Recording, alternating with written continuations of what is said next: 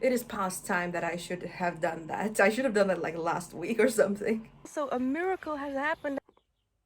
Like the amount of excitement that I feel. My time is running out to do all the stuff that I want to do.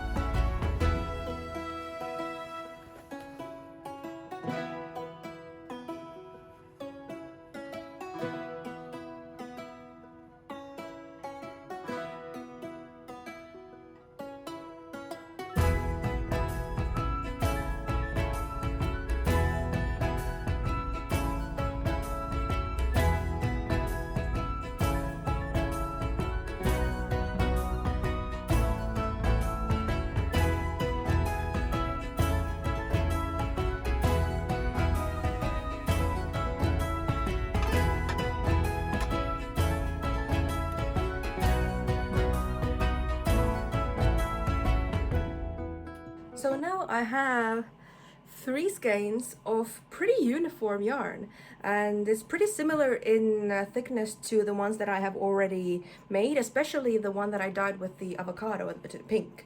And I'm going to mordant them either today or tomorrow, because next week my dad promised to cut me down some like birch or slash aspen leaves as branches, so that I can gather like a whole bunch of leaves and use them to dye a lot of yarn yellow. And I don't know if it's birch or aspen, because I don't know the difference between those two words. I just know it's like the regular white barked tree with black stripes.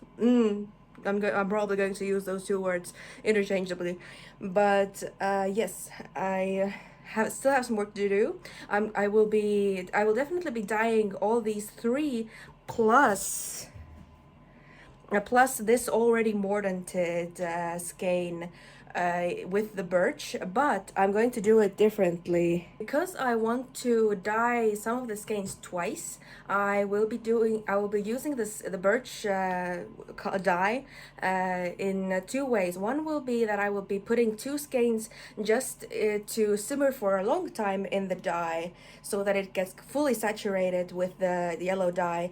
But the two other skeins that I want to dye again with indigo at some point later in the summer, because I want to get like a bright green out of them.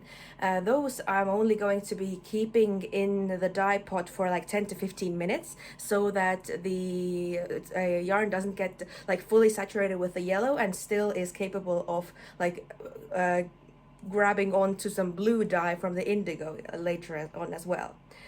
So yes, very exciting. Next week, I'm hoping that I will be able to put the dyeing in this video for y'all. And yes, I'm excited. Let's get mordanting. But wait, before mordanting, I actually wanted to plant my tomatoes in the greenhouse, because I set the greenhouse ready, and it is past time that I should have done that. I should have done that like last week or something.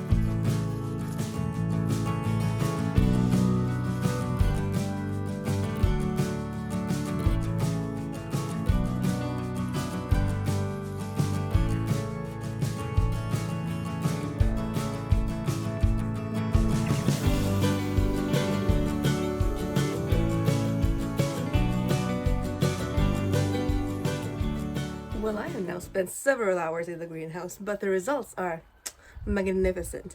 I have planted pretty much everything, like everything except for the indigo, and I'm putting off the indigo because I'm kind of running out of energy and I need to like preserve some for family time tonight.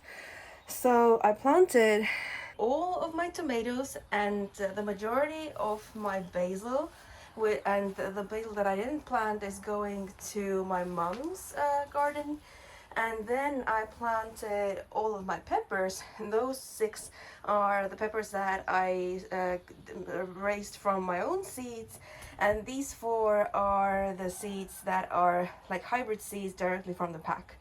And where there is empty space, I actually sowed cucumbers because, well, as you can see, the state of the cucumbers that did survive my lazy raising are not thriving. So since it's not too late in the game, I decided to... Oh, that's a pretty picture. I decided to sow cucumbers like everywhere that I have free space, because it's not like yet too late, and they should grow. Like once they get going, they grow pretty fast. And as I have learned, growing cucumbers indoors in pots is already like a pretty risky game, because cucumbers hate being replanted. Like when you during replanting, if you just breathe at them wrong, they will die on you. So maybe I should have done this earlier, and maybe I will do this next year earlier, so that I will just sow cucumbers directly in the greenhouse and do so earlier and grow them that way.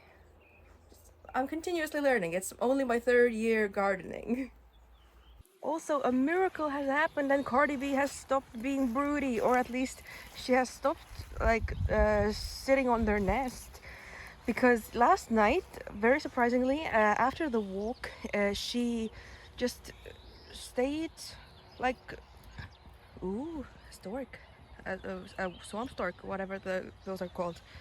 Last night, she after the walk, she wasn't go back on the nest, and even at nighttime she went on the roosting bar instead of the nest. So there is hope. Perhaps she's done for now. I have reached an incredibly exciting moment in my spinning adventures, and that is that I have finally finished carding up all the wool from Pulva that is not of great quality, was not of great quality, especially in its cleanliness. It had so much vegetable matter and like grassy bits in it that it was just a lot of work to clean, even after I had thrown away all the worst parts of it, which was like 80 to 90% of the whole thing. But now I have carded like for the whole weekend, and I have these 2 piles of 16 rolls each of carded wool from Pulva that needs spinning up. So, and that's going to be the final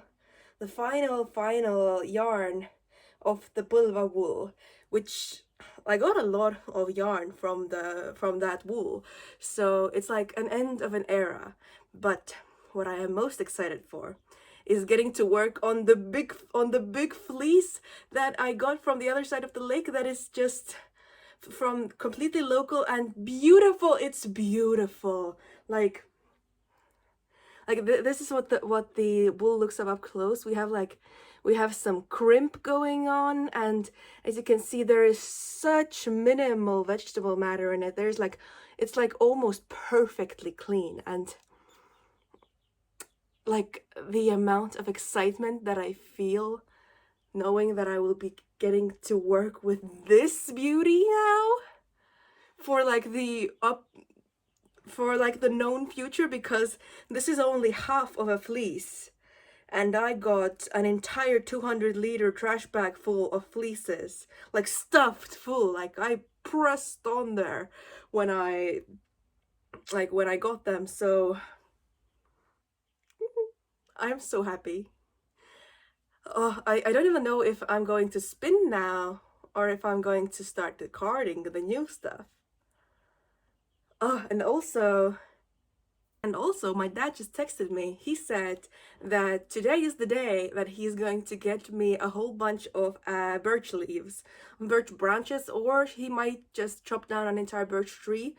We shall see. There is a lot of like woods that he has been clearing out because they have been sort of pressing on the grasslands, and the amount of woodland and grassland should stay like the same over the years, and the woodlands have been sort of creeping up on the grasslands, so he might just chop down an entire birch tree for me. But that means that I'm going to get a whole bunch of birch leaves, like a lot of birch leaves, and then I'm going to dye with them. I'm going, yeah, and that's supposed to create a yellow dye, and it's supposed to be like a really crisp, clear yellow with no orange tones in it. So I am very excited to create two skeins that will be fully saturated with the yellow, and then three skeins that will be partially saturated, so that I can re-dye them with a different color later to like do like yellow mixes that will be green and orange eventually, if I can find the red mushrooms in autumn. But that is like a very long-term process. Like my dream project of making the hand-dyed Fair Isle style knit sweater eventually, it's like a very long-term project, because first I need to make the yarn. I'm doing pretty well with that. Then I need to dye the yarn, and I'm making progress with that as well. But I realize that I can't get all the colors that I want to get at the same time. Like, it's only spring, late spring, pretty much summer. But at the moment, I've only gotten like pink from avocado and green from the nut, and that's like a very light green. And like this weird brown from from the branches like a while back. And today I'm going to get yellow, but I'm still missing blue and red, and the derivatives of thereof. And those I'm going to get towards the end of summer, when my indigo and other plants that make blue dye are like ready for harvesting. And starting in August, most likely in September, I'm going to start going to the woods with my mom to start searching for the specific red dye mushrooms to get red dye out of, because I'm not growing any red dye plants myself. But just what the point that I wanted to make is that it's a process that takes the entire growing season to get all the colors of the yarn that I want to get. And that's why I'm not planning to start even knitting the sweater before like late autumn. Okay, my dad cut down a tree, and I have a pot that is almost completely full of birch leaves. Also aphids, so many aphids. But I cannot bring myself to gather more leaves because the mosquitoes are so bad at the moment. So because it is like later on in the day, I think I'm just going to do the simmering part, like the dye extraction part of the process today, and not actually dye the yarn, because that takes extra time. So I'm just going to fill this with water and bring it up to heat and simmer it for 3 hours ish. How whatever the time is at the moment, so that I can turn off the stove when I go to bed. Well, I actually read from my book that I don't really have to keep it. I mean, it's going to take a lot of time to get this massive pot of cold water up to 80 to 90 degrees Celsius. But after that, I don't really have to keep it at that temperature for 3 hours. I can only keep it at that temperature for 1 hour, because that's like these are like fresh leaves, and they don't like need the extra simmering time really to extract all of the dye. However, I'm thinking, what if I just keep it there at the temperature for as long as I can before I go to sleep? So because it's going to take at least an hour for this pot to reach that temperature, so why not just give it all the time possible? And then once it has been simmering at the temperature for however long I give it, it's going to spend the night coming down to room temperature, and I'm only going to strain the leaves out of the water after all that, so tomorrow, because I want to give the water all of the chances to get all the dye out of the leaves. Well, it has reached its temperature range, so now we just have a very sauna smelling soup. Good night, my pot of sauna smell. Good morning. My pot of very sauna smelling birch leaf water is still kind of warm, but that makes sense because the pot is massive. And because I want to get dyeing right now, I have to strain the leaves out of this pot.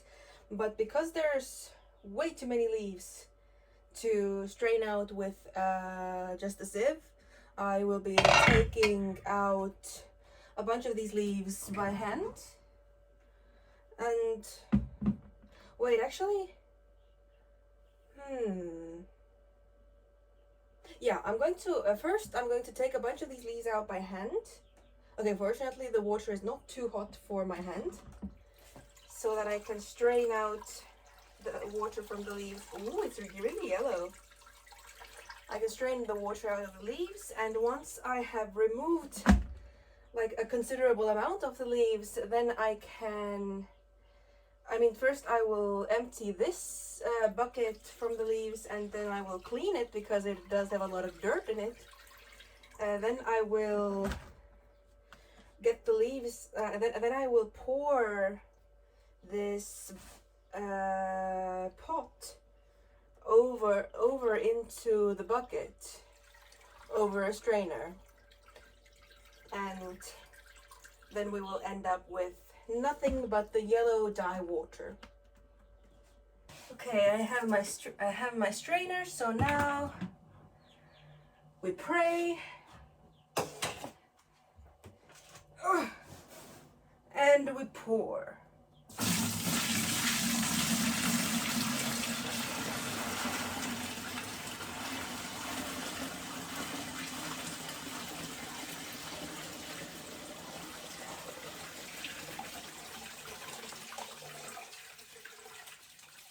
And now back into the pot.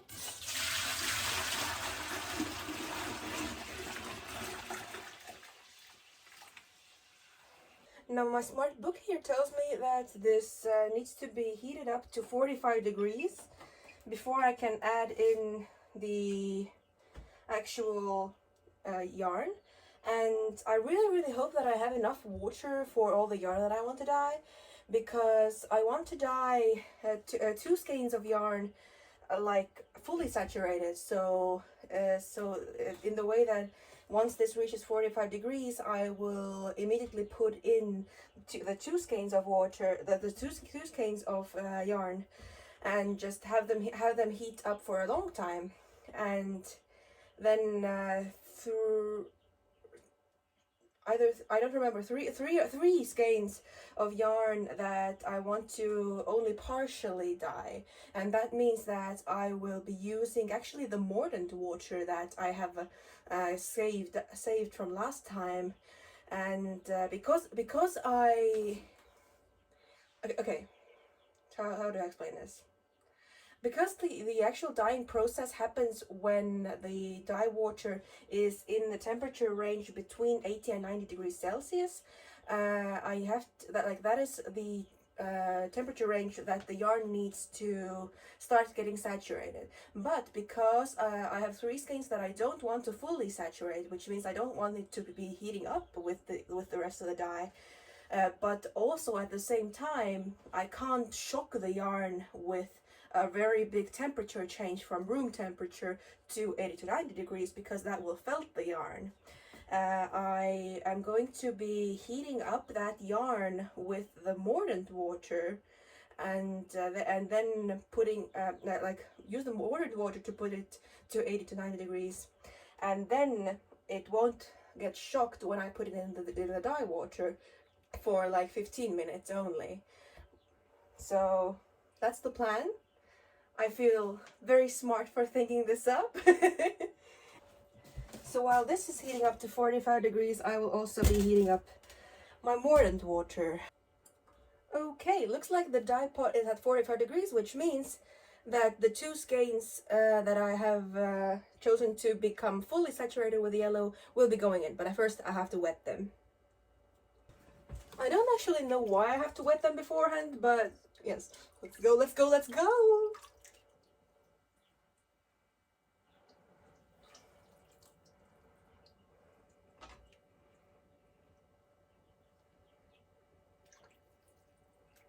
I'm loving how yellow this is already looking. It's so cool. I always feel like a witch when I put in the yarn to the mystery liquid that has the dye in it. It's so cool.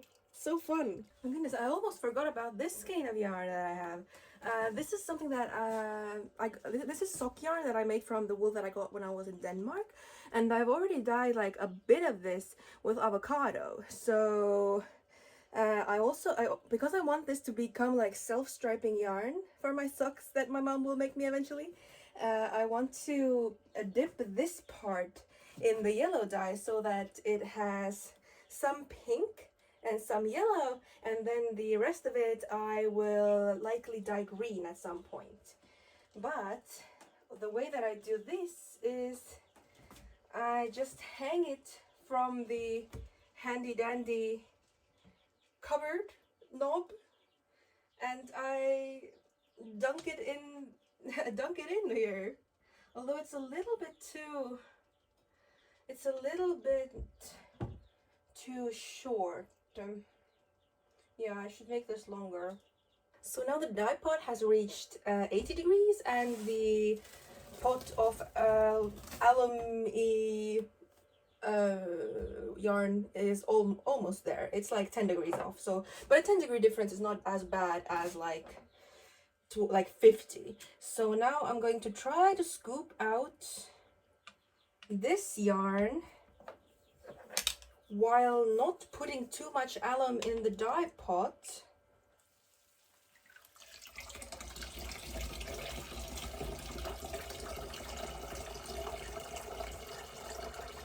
And then I will keep it in the dye pot for 15 minutes, and then I will attempt to scoop out only this yarn to like rinse the dye out of it so that it doesn't get overly saturated.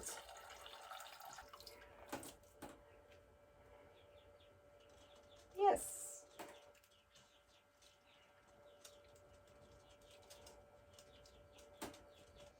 Alright, it is time for the trickiest part, which is getting the right stuff out. Since this is the topmost one, I am just hoping that this is one of them. Yep. And it looks yellow. Oh!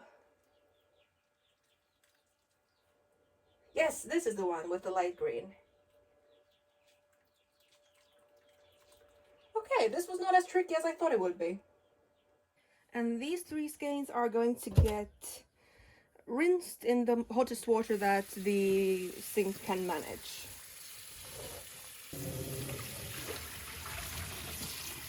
The goal is to rinse this until it runs clear.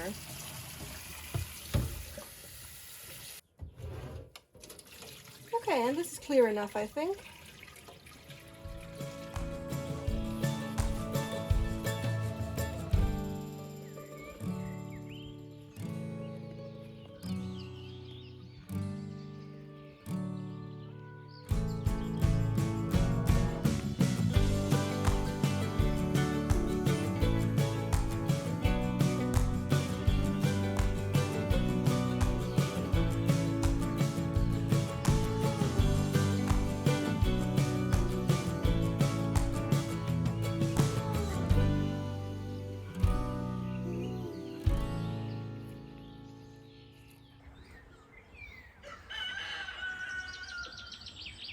Now, because the weather is absolutely gorgeous at the moment, and I'm hoping that there won't be as many mosquitoes in the sunshine, I can do some spinning outside, which is a great activity. And I also wanted to just let you guys know that like my mindset is not all like sunshine and rainbows. Like I am very happy that I got to just spend the month of May completely focusing on like regaining joy after getting my like thesis submitted.